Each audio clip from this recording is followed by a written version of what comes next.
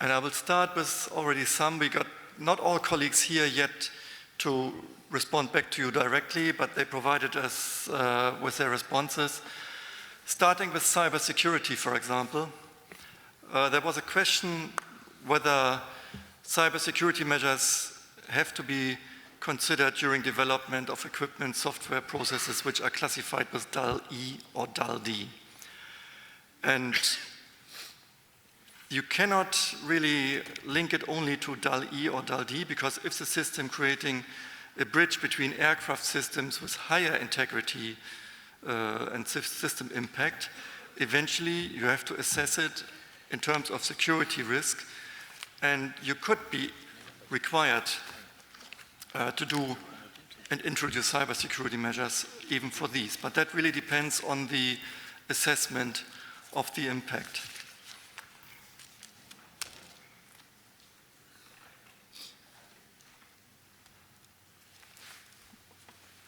Then there was a question whether we have recommendations for DOAs how to perform a cybersecurity assessment if interfacing with an existing OEM aircraft network system.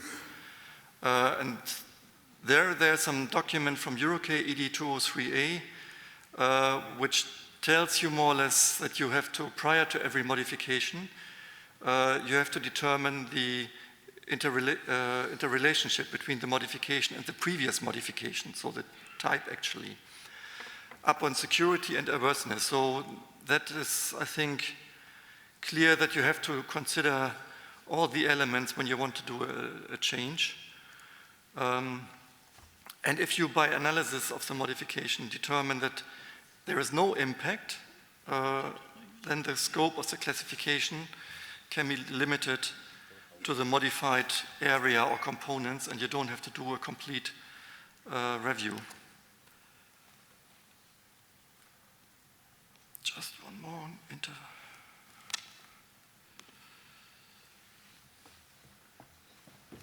Any plan to rely on industry standards, and that fits perfectly well to the presentation from Alain, as AMC guidance material for part AISS, and to which extent? Yes, we plan to rely more on industry standards. The work for that is in progress to identify them, and if there are additional gaps that we identify, we might do a dedicated AMC material, but otherwise we could introduce existing industry standards as AMC in guidance material.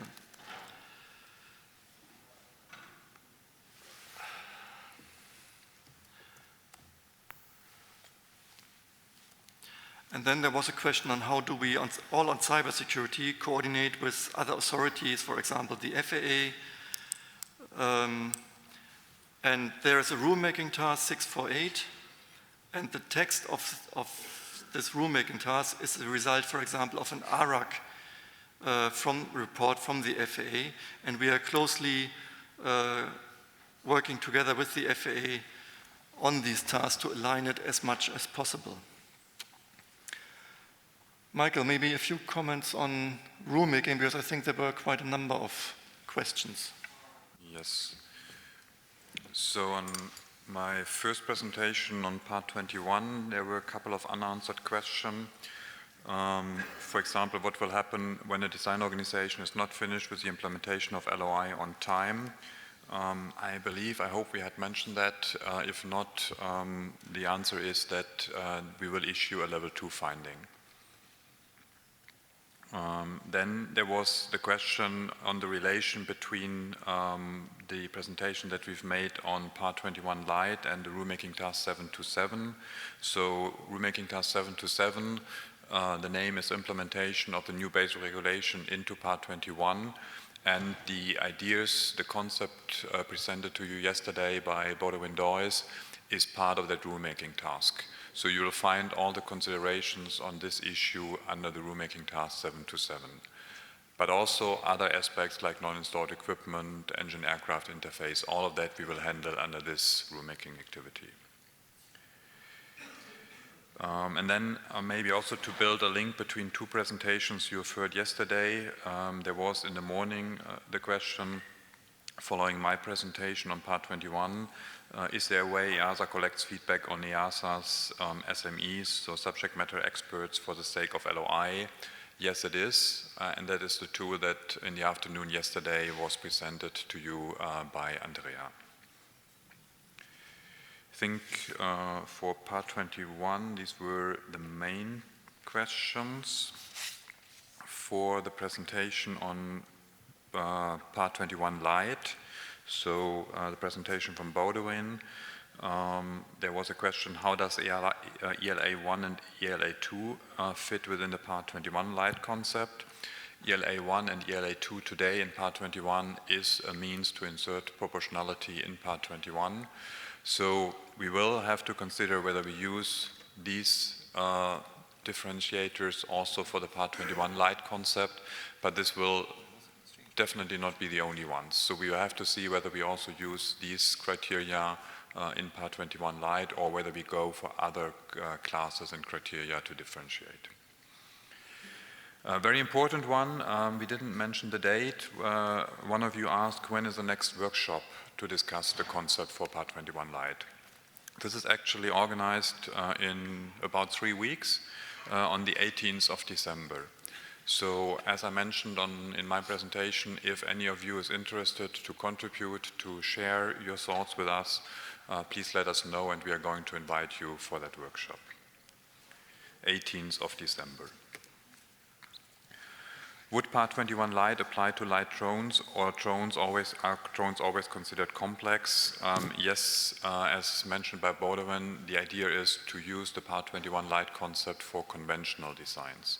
So drones, and other people also ask about VTOL, for example, they will not fall into the Part 21 Lite concept.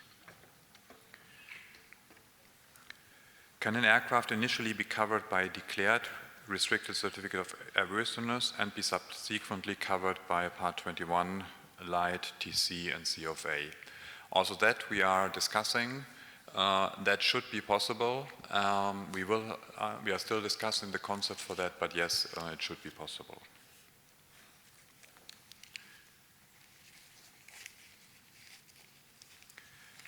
I think these are the most important ones on Part 21 Lite. Actually, the most questions we received on our presentation on non-installed equipment. And here I would like to summarize maybe 3 main topics that came up repetitively. So almost half of the questions that you have asked was whether specific equipment falls within our ideas of certifying them as non-installed equipment. You mentioned life preserver, hospital medical equipment, luggage carried by the crew, cabin flashlights. So as mentioned, we will have to define categories, we will have to make an impact assessment, we have to demonstrate that there's a safety benefit of certifying, but at this stage we are not yet able to say yes or no to a certain piece of equipment. Another question that was, or questions that were asked in a repetitive manner, was in relation how the process, certification process for non-installed equipment will look like. And also here, I have to ask for your patience. We just started to develop the concept. We wanted to share with you the initial ideas of what we have to regulate and in which direction it may go, but we are not yet ready in a position to explain and to discuss with you the process.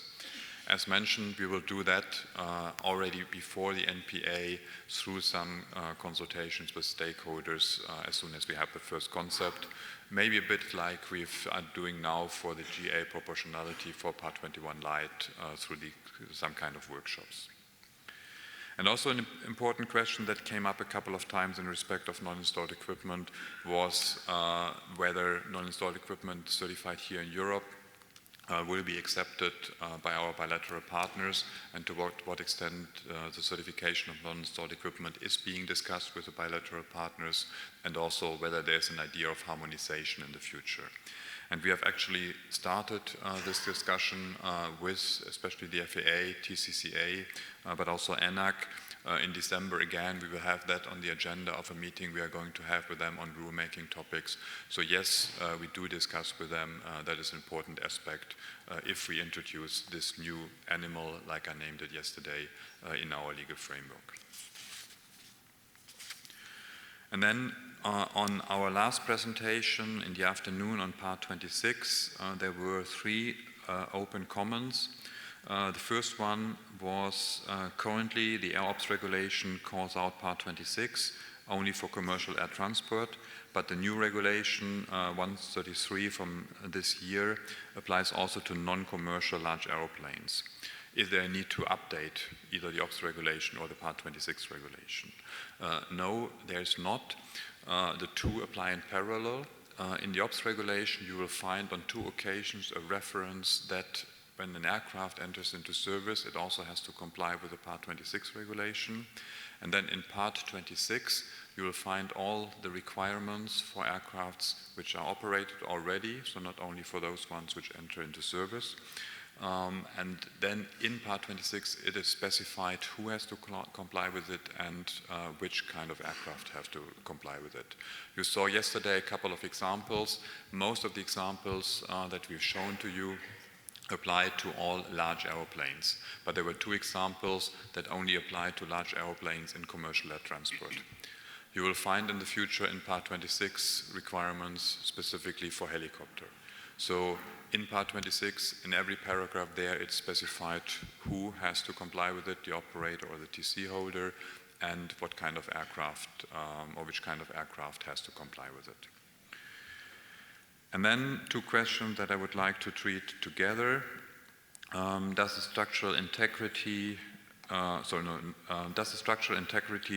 change overlaps and complements the impact of AMC 2020? So that was in relation to the aging aircraft rulemaking task. It does overlap, and as part of that rulemaking task, we are also reviewing AMC 2020.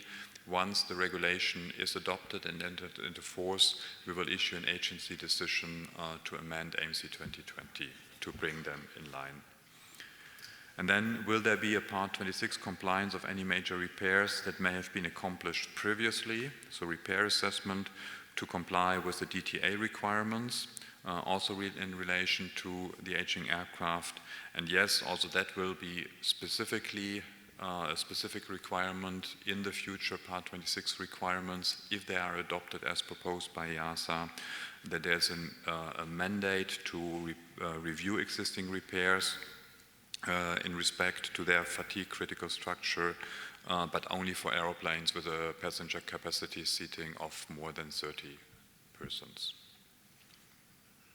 I think these were the most important ones, and then we may reply to the other ones in writing.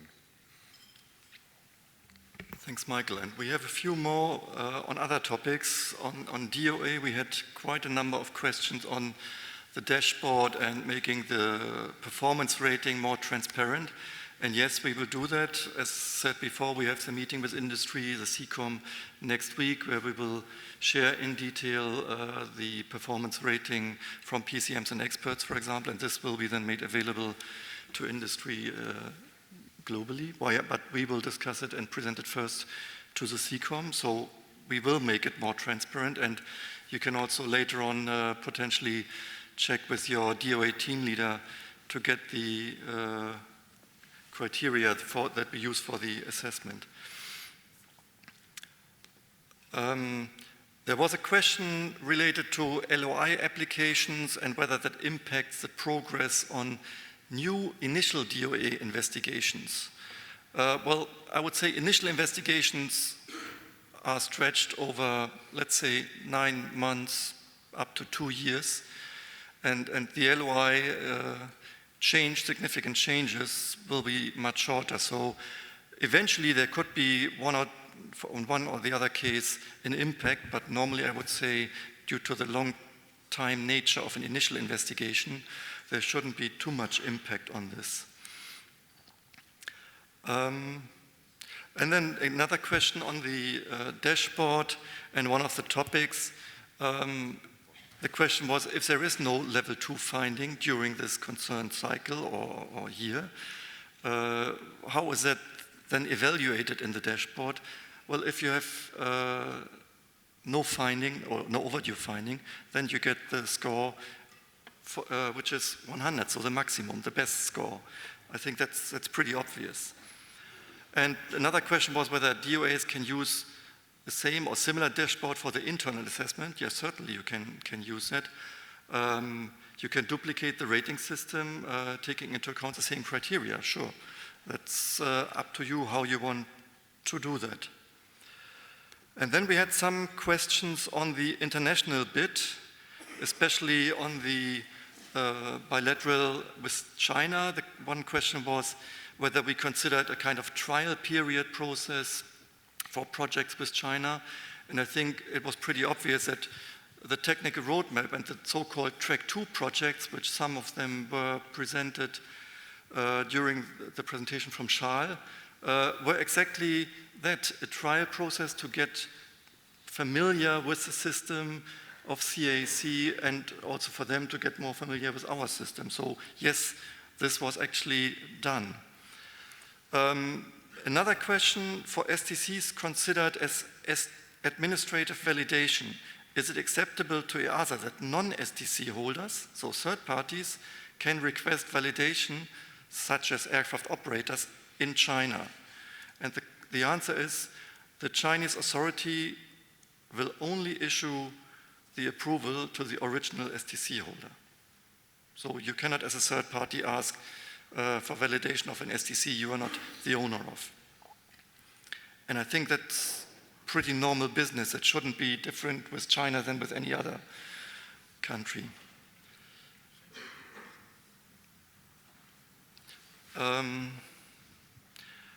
Some of the questions, I think they were already answered, like, has the BASA with China, is it in force yet?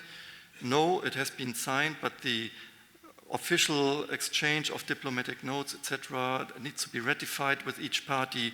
This process is still pending, and we are waiting that in the coming months. So in 2020, I think we will see that it will be in force. Will any preliminary information be available on the EASA CAC tip, like expected coverage? As this is all under current discussion and we haven't agreed on certain positions, we cannot disclose any information on these details yet. As soon as the tip is agreed and signed, then the information will be made available like for any other on the EASA website. But it would be a bit premature when we discuss among authorities the topics to release drafts or even ideas that are not really discussed at a certain stage among the authorities to share that with everybody else beforehand.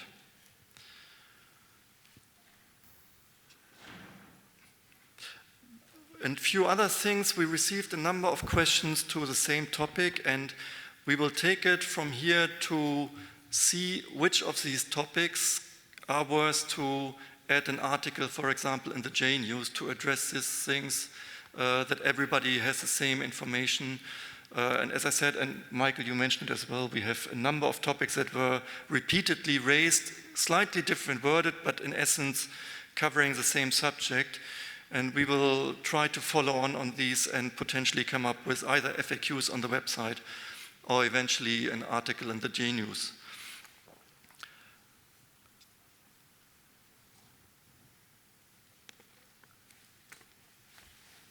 And with that, I think I would close this session. We have one question that we received via Slido. Can the next workshop coincide with the Christmas market, please?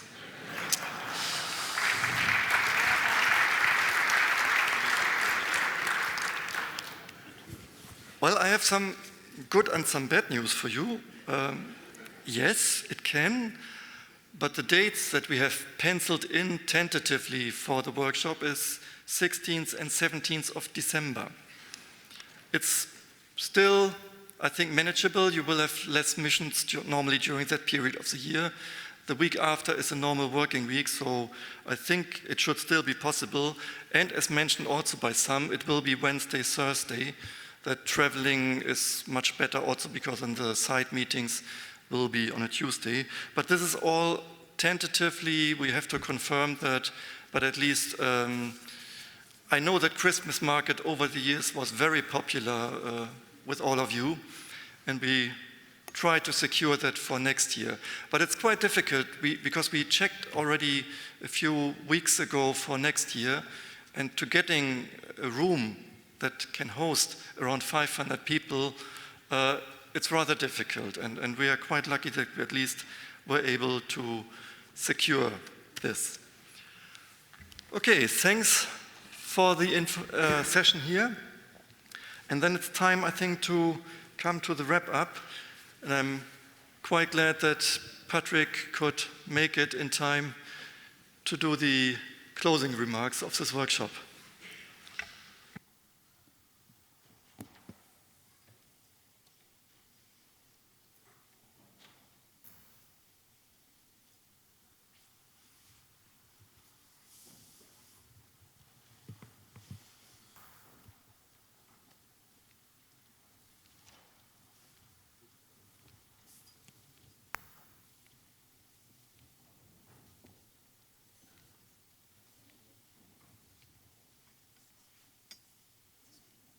So good afternoon, ladies and gentlemen. It's a pleasure for me to be here and to see such a big audience. It's the most popular of our workshops, and I would really like to congratulate you for this. Initially, indeed, I thought that it was because of the Christmas market, but then I was told that the Christmas market starts next week. So it's not for the Christmas market, but it's for the topic of those discussions, and I would really thank you for your interest. The format seems to be interesting for you as well, as it is interesting for us. Side meetings where you can talk together, share best practices, talk about common issues, and then report back to us. I think that's something which is very interesting, because at the end of the day, I hope that this workshop is useful for you, but it is also very useful for us to get your direct feedback on a number of the topics that we saw, and also your impressions on how good we are doing our job, and how we are working together with you.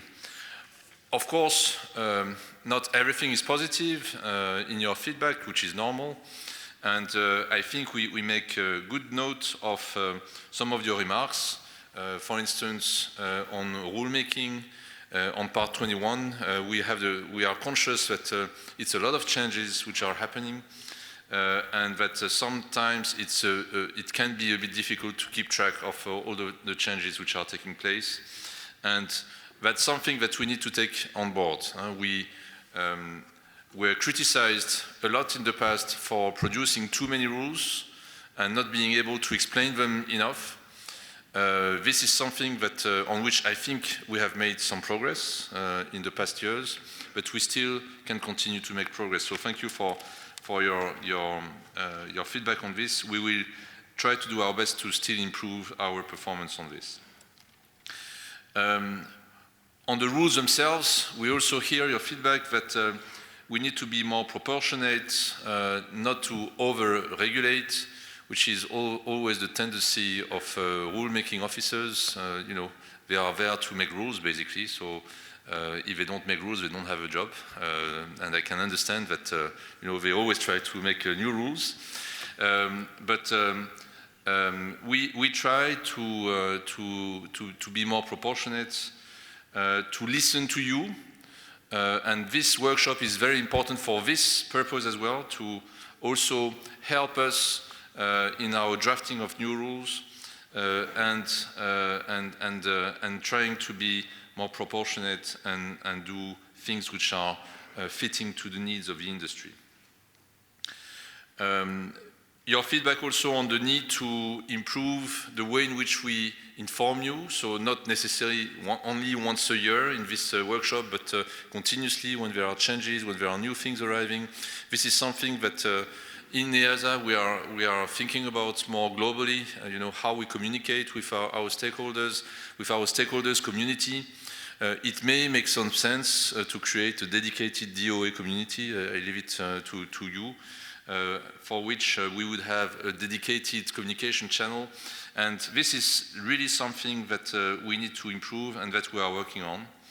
And so just all of those things to give you some examples of the comments, requests that you voiced to us and which are duly taken into account and which are already, I think, part of our strategy.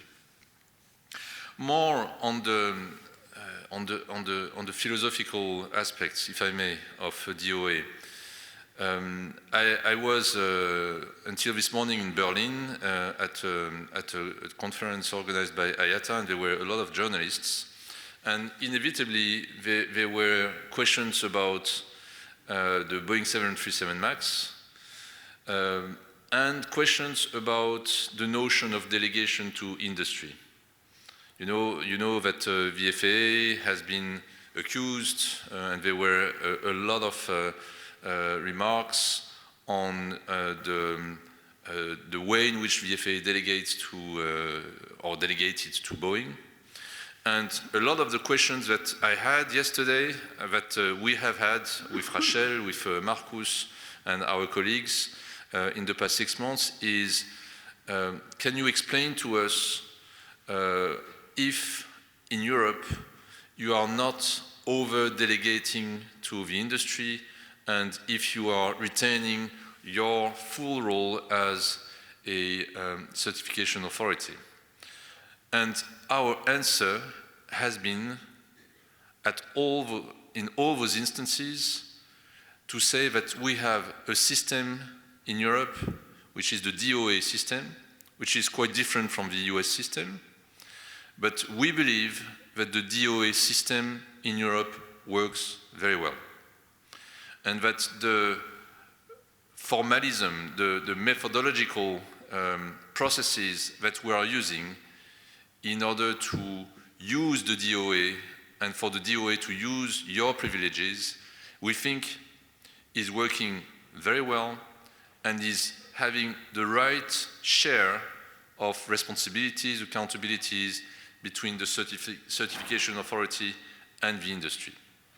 This doesn't mean to say that we cannot improve it and that we cannot review it. The implementation of the LOI regulation is just a good example of that. But I think we have a very robust system in Europe with the DOA, and I would like to thank you for this, because I made some conferences, I participated to conferences in other regions of the world, such as in China, where I was asked to explain what the DOA system means. And my point to them was, it takes two parties to make it work. Yes, there is the formal part of it, the regulations, the EASA part of it, but there is also the industry part of it. And we cannot reach a good level of relationship, a sound level of safety assessment, if we are not on the same wavelength and if we are not at the same level of maturity. And for this, I would really like to thank you, because without your commitment, without your involvement, including in sessions such as in the last 2 days, to make the system live, we would not be successful, and I would really like to thank you for this. So, just to finish, I consider that safety is never a question of an agency saying your system is safe. It's always a question of partnership. We are working together in order to make it as safe as possible. And this DOA relationship is, I think, the best illustration of this partnership. And these 2 days of workshop, I think, have shown, at least to us, I hope to you as well, that this partnership is alive and kicking, and that we are making it work, and we are making efforts to make it work even better. So I would like to thank you again for joining us here in Cologne. Sorry for the Christmas market, but next year you will be able to do shopping. I hope that you won't be more in the Christmas market than in this room, but that's we will see. By the way, you can prepare for a much higher cost for the hotel, because that's also the weakness of the Christmas market season, which is that the hotels are much more expensive. But that you will discover when you will make the hotel reservations. Thank you very much for your attendance, and I wish you all a safe travel back home. Thank you.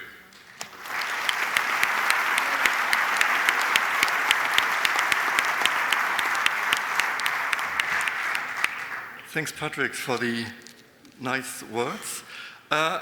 Before you all go back home, I would like to thank a few colleagues who really made this event so successful and who worked behind the scenes, organizing and upfront, chasing people, and who really made the conference the success that it was. So we had Andrea Kalski-Baumann and Philip Brook from EASA, who more or less organized all of these 2 days.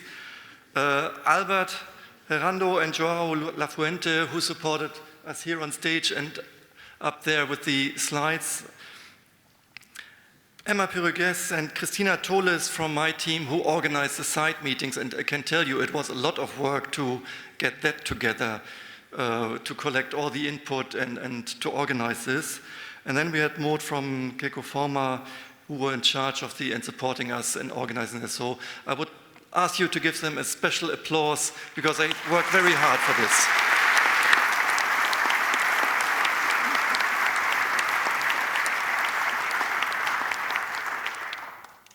Okay, and with that, I close this conference for this year, and I wish you all a good trip home, a good Christmas time, and see you then in the future.